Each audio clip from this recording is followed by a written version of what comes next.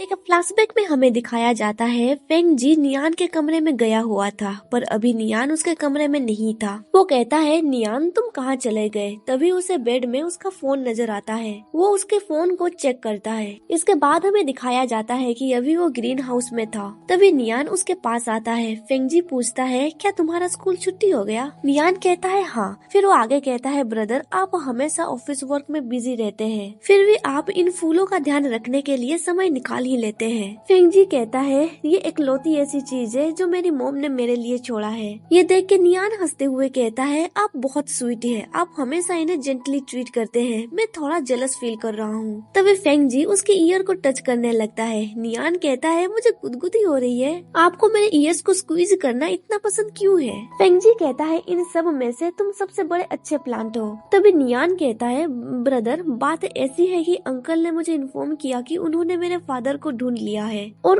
उन्होंने मुझे ये भी कहा है कि वो मुझे उनसे मिलने देंगे। ये सुन के फेंग जी हैरान में पड़ जाता है और उससे कहता है, क्या तुम यहाँ से जाना चाहते हो? नियान कहता है, मैं सिर्फ अपने डैड को मिस करता हूँ। फेंग जी कोल्ड वॉइस में कहता है, क्या इसी रीजन की वजह से तुम मुझे छोड़ के जाना चाहते हो? क्या तुम भूल गए बचपन में तुमने मुझसे क्या प्रॉमिस किया था? ये सुन के नियान हैरान होके कहता है, हाँ क्या? फेंग जी उसके करीब जाते हुए कहता है, मुझे लगता है तुम इसके बारे में भूल चुके हो। तभी वहाँ पे आंट वांग आ जाती है और कहती है, यंग मास्टर आपके फादर आपको ढूंढ रहे हैं। ये सुन के फेंग जी वहाँ से जाने लगता है। नियान कहता है, मैं तुम्हें छोड़ के नहीं जाना चाहता हूँ, बात बस इतनी सी है कि मैं बस अपने डैड से मिलना चाहता हूँ। इसके बाद सीन शिफ्ट होता है फेंग जी के ऊपर। अभी उसके फादर उसके ऊपर कुछ तस्वीरें फेंकते हुए कहते हैं, जरा खुद को देखो, उस पिक्चर में वो यूसेन को किस कर रहा था। फेंग जी कहता है, आपको सब कुछ पता चल गया है। हाँ ये बात सच है कि मैं लड़कों को पसंद करता हूँ। उसका फादर गुस्से से कहता है, तुम्हें तो तब मर जाना चाहिए था जब तुम पैदा हुए थे। फेंग जी कहता है, आपको भी मुझे अपनी मॉम के साथ मेंटल हॉस्पिटल में डाल देना चाहिए था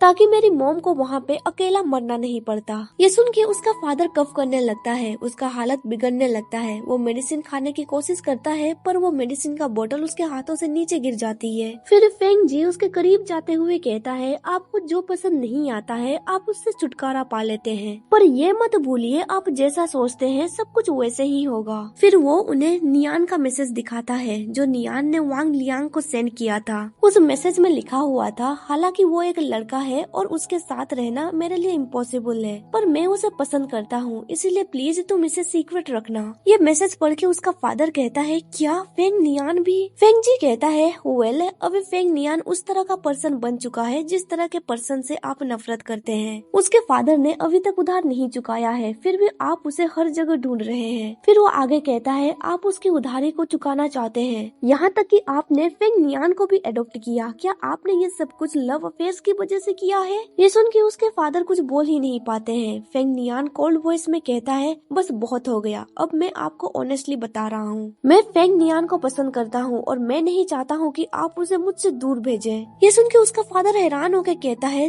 तुम ये क्या कह रहे हो? फिर फेंग जी नीचे पड़े हुए तस्वीरों को उठाते हुए कहता है, फादर मैं माफी चाहता हूँ, जिस दिन से आपने मुझे कंपनी संभालने के लिए दिया है मैं इतना बिजी हो गया हूँ कि आज मैं आपको पानी भी दे नहीं सकता, अभी मुझे जाना है। ये कह के वो वहाँ से निकल जाता है। कमरे के बाहर उसकी मुलाकात नियान से हो जाती है। नियान पूछता है, ब्रदर क्या आपने मेरे सेल फोन को देखा है? जिसपे फेंग जी कहता है, मैंने तुम्हारा सेल फोन फादर के स्टडी टेबल पे देखा था। ये सुन के नियान उसके फादर के कमरे में जाता है। वो देखता है कि उसका फोन जमीन पे टूटा पड़ा हुआ था। उसे देख के फेंग जी का फादर कफ करते हुए कहता है, तुम सब लोग इवल हो। नियान पूछता है, अंकल क्या आप ठीक है? फिर वो नियान के करीब जाते हुए कहता है, तुम भी अपने पिता की तरह ही हो, डिस्गस्टिंग। ये सुन के नियान परेशान होकर कहता है, आप मेरे फादर के बारे में ऐसा कैसे कह सकते हैं? फिर वो नियान का गला दबाते हुए कहता है, हालांकि वो अच्छा लड़का है पर वो लड़कों को सीड्यूस करने में बहुत अच्छा है, तुम जैसे लोग मरना डिजर्व करते हैं। तभी नियान उन्हें जोर से धक्का दे देता है और चिल्लाते हुए कहता है, शट अप, मेरे डैड ऐसा बिल्कुल भी नहीं है।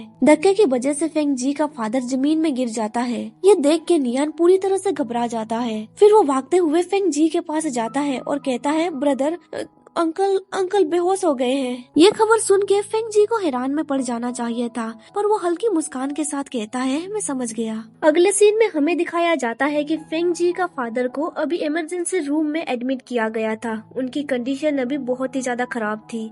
नियान रोते हुए कह रहा था, मैं माफी चाहता हूँ, मैं अंकल को पुश करना नहीं चाहता था, मुझे नहीं पता था कि उनका हालत ऐसे हो जाएगा। फेंगजी उसका हाथ पकड़ते हुए कहता है, ये सब कुछ तुम्हारी गलती है, तुम्हारी वजह से उन्हें हार्ट अटैक आया, वो मर भी सकते थे। क्या होगा अगर वो कभी भी नहीं जाग पाएंगे तो? ये सुन के नियान बहुत ही ज्यादा हैरान में पड़ जाता है।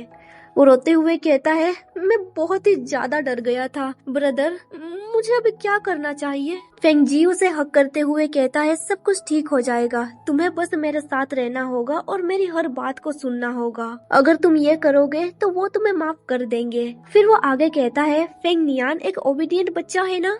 नियान हाँ में जवाब देता है। फिर फेंगजी उसे आगे कहता है, इसके अलावा मैं तुम्हें कुछ और भी कहना चाहता हूँ, तुम्हारे पिता का देहांत हो गया है। ये सुन के नियान हैरान में पड़ जाता है और पूछता है, क्या ये कैसे पॉसिबल हो सकता है? जिस पे फेंगजी कहता है, तुम वाला क्या एक्सपेक्ट कर रहे थे, उसने तुम्हें छोड़ दिया था, 12 साल गुजर चुके हैं, उसने तुमसे एक बार भी मिलने की कोशिश नहीं की। तुम्हारे फादर की वजह से मेरे फादर तुम्हें हेट करते हैं।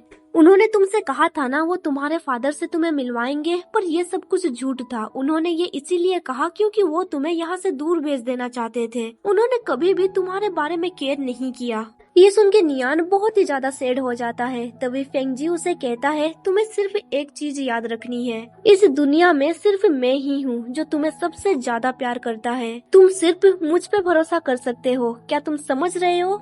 ये सुन के नियान उसे टाइटली हग करते हुए कहता है, हाँ मैं समझ गया। इसके बाद सीन प्रेजेंट में शिफ्ट होता है। फेंगजी कहता है, मैंने सोचा था कि मैं तुम्हें हमेशा अपने साथ रखूंगा, पर तुम मुझसे दूर जाना चाहते थे, इसीलिए मुझे ये करना पड़ा। वो नियान से कहता है, मैं तुम्हें बहुत प्यार करता हूँ। फिर वो अपना हाथ आगे बढ़ाने लगता है। तभी नियान की नींद टूट जाती है और वो बहुत ही ज्यादा घबराने लगता है, क्योंकि उसे लगा था कि फेंगजी उसे हिट करने वाला है। उसे ऐसे बिहेव करते हुए देख फेंगजी बहुत ही ज्यादा हैरान में पड़ जाता है। फिर वो नियान का हाथ पकड़ते हुए कहता है, अब से मैं तुम्हें कभी भी हिट नहीं करूंगा। फिर वो नियान को हक करते हुए कहता है, मैं तुम्हें अब से कभी भी फोर्स नहीं करूंगा ट्रांसफर या फिर अब्रोड जाने के लिए। ये सुन के नियान पूछता है, ब्रदर क्या आपने ड्रिंक किया है? क्योंकि अभी उसे फेंगजी के ऊपर से अल्कोहल की स्मेल आ रही थी। फेंगजी कहता है, मैं नशे की हालत में नहीं हूँ। नियान कहता है, आपने जो कुछ भी कहा क्या आप सच कह रहे हैं? जिस पे फेंगजी कहता है, क्या मैंने तुमसे कभी झूठ कहा है? ये सुन के नियान हंसते हुए कहता है, ब्रदर